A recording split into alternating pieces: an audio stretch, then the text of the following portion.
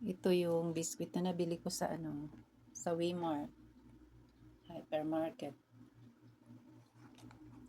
Chia seaweeds, chia seed, seaweeds, and soda biscuit.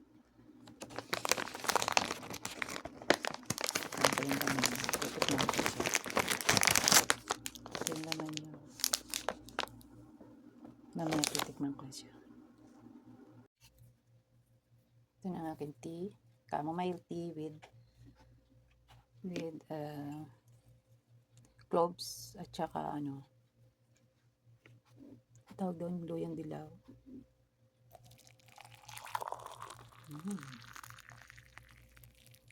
Yum, yum.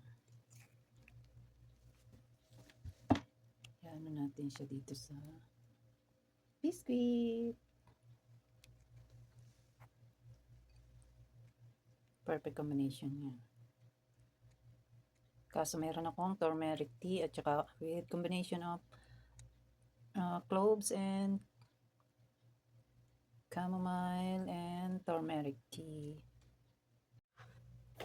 Ito, titikman ko na yung aking crackers. Crackers na dami. Laki, diba? Oh. Ilan ba ang laman nito? Masyado mabasa kasi siya nakasulat.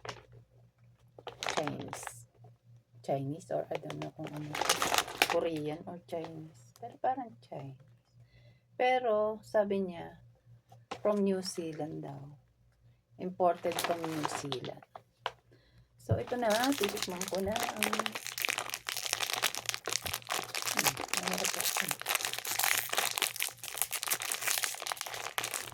mahirap buksan. Yung ginagawa ng ngipin. Ngipin na original.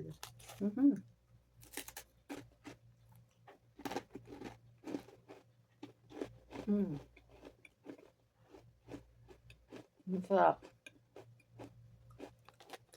Hindi siya kagaya ng mga crackers na usually maalat, salted.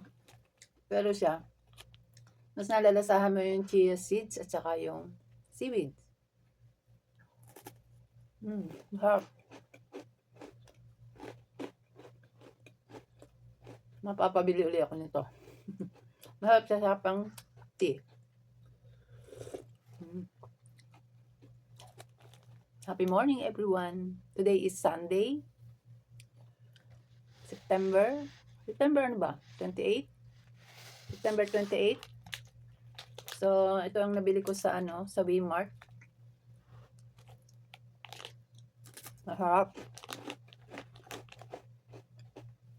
Hope you guys have a very, very good morning. Thank you for watching.